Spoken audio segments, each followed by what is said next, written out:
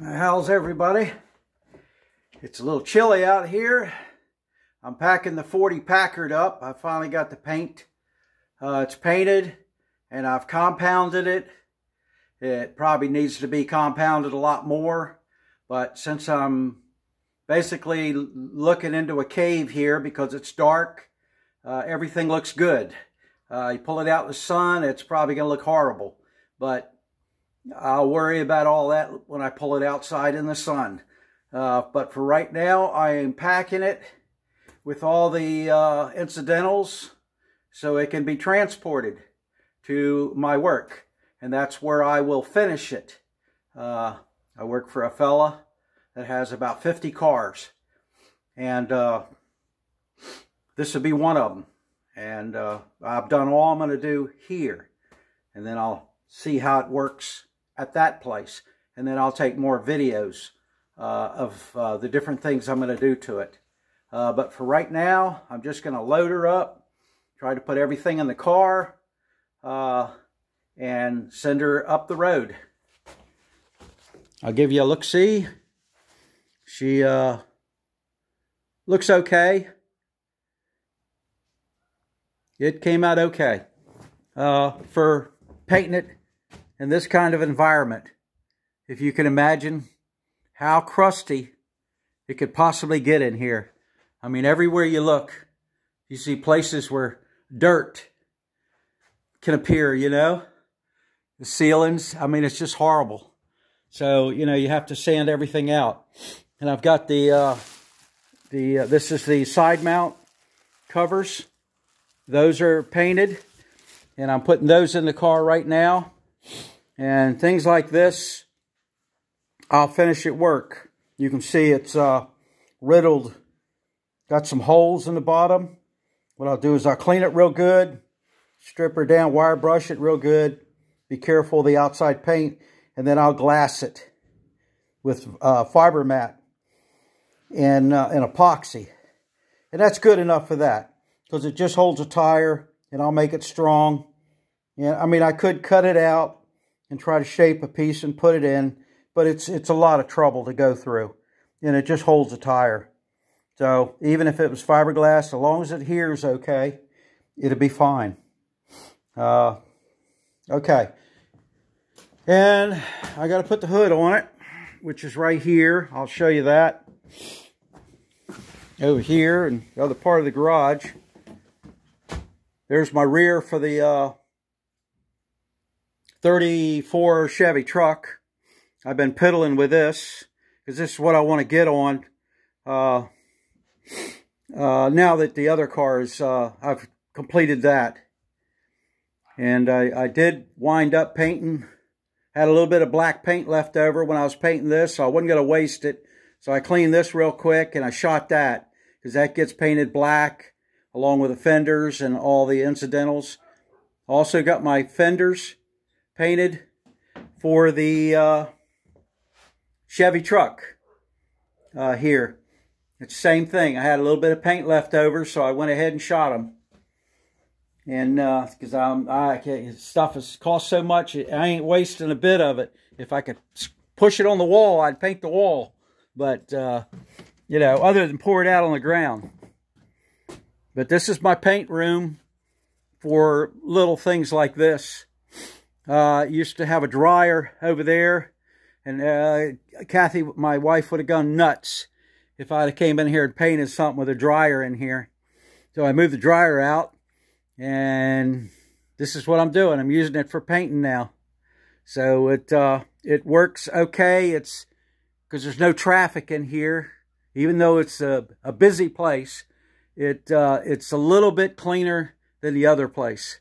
Because I haven't done any sanding to speak of in here. So it's as good as I can do. This is the worst paint booth you could possibly have. But this is what I got to work with. As here's the fenders for the Model A and the Chevy truck, which looks like a mountain because they're on top of each other, and they're sanded in primer. Yeah, you can't even see any of it. Yeah, it's Yeah, you can just barely see it. It's not worth looking at. And those are the rear fenders for the Ford. And that there is the bed of the Chevy truck. And it is a brand new bed. So it's I've got to sand that, put it in primer, and get that painted green. And this place is a little easier to heat, so I can heat it up a little bit, and then I can paint during the winter. This is the covers. This is the other cover. There's two of them, of course. And you know, they got little things in them. I didn't go through a lot of trouble to try to make them perfect. There's chrome strips that go along here, which hides some of this pitting. The pits are in line with where the chrome was. And there is a little bit of specks in it here, but they're far between. And I can compound this next summer when I've got a little bit more time.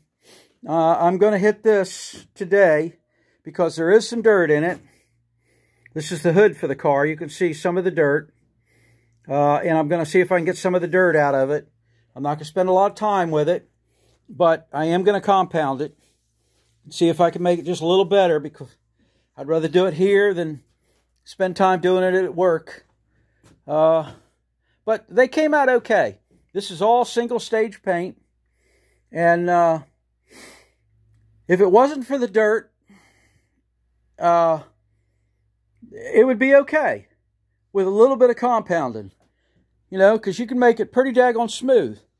But I'm not going through, jumping through a bunch of loops trying to get this thing in show quality.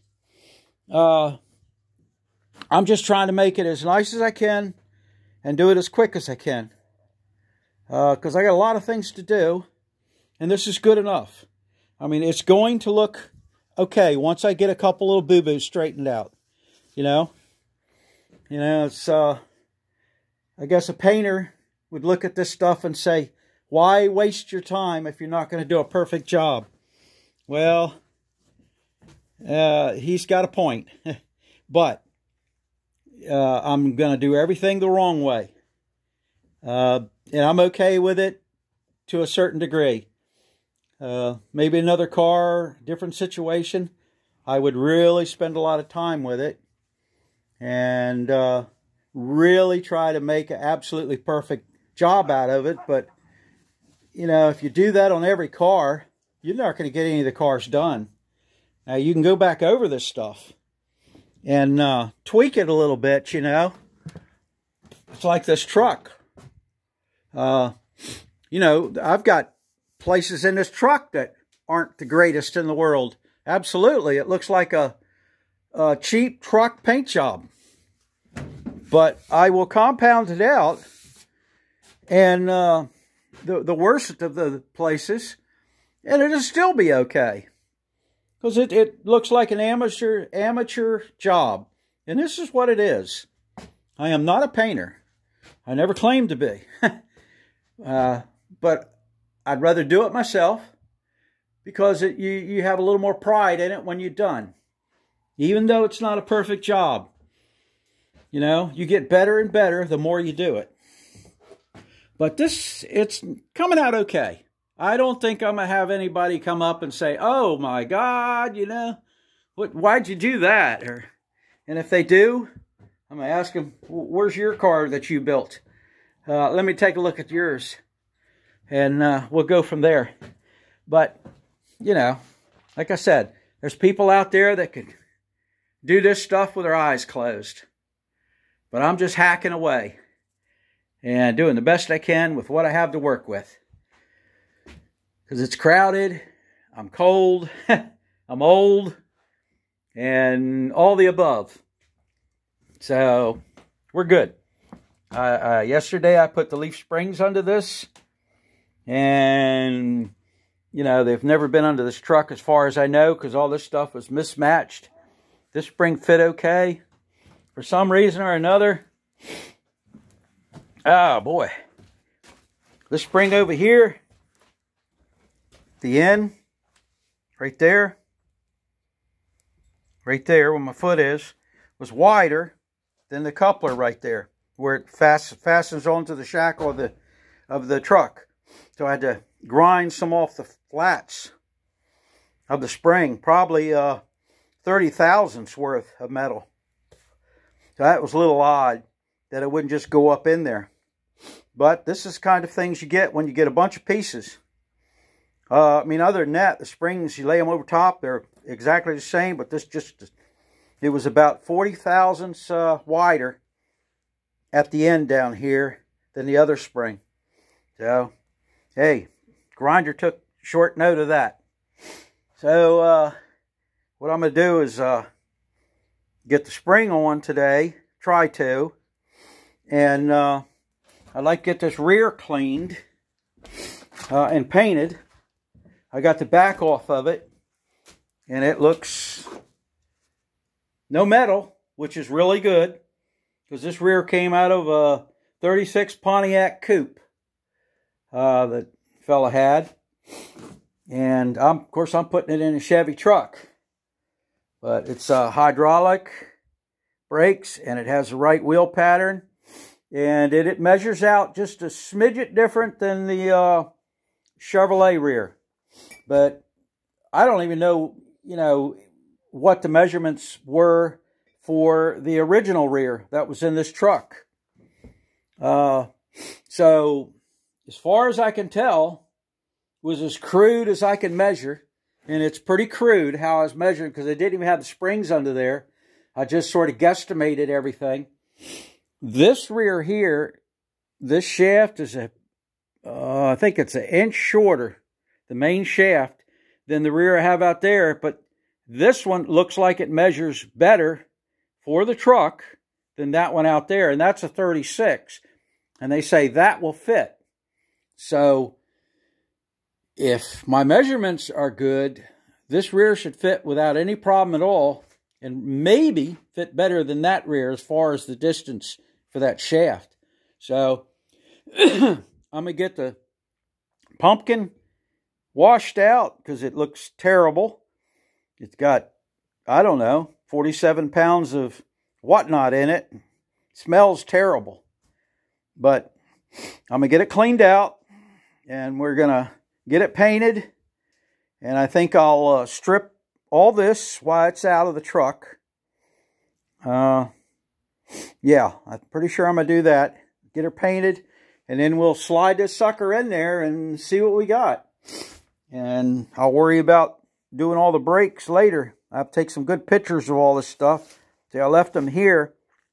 I was hoping I could just get the parts, take them off, and put them back on. And there'd be no question on how they go. Because you take them off and 6 months later, you start scratching your head like, oh, well, it's super simple, but yeah, where's this go at, So, well, I will figure it out. I'll make something out of nothing if I have to. I'll make this a Flintstone machine and put just a stick back there with a nail round circle on it for wheels. This truck's going out of here too. So that's about it.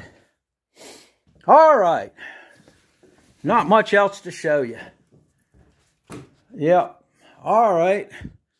So, until I get working on the truck, won't have much to show you. Because it's winter, it's cold, and I ain't staying out here when it gets cold. I run the heater, but then it makes things smell like kerosene, so it's sort of nasty, but it is warm. Okay, so I'll see y'all in the rebound whenever I get something done. See y'all later. Bye.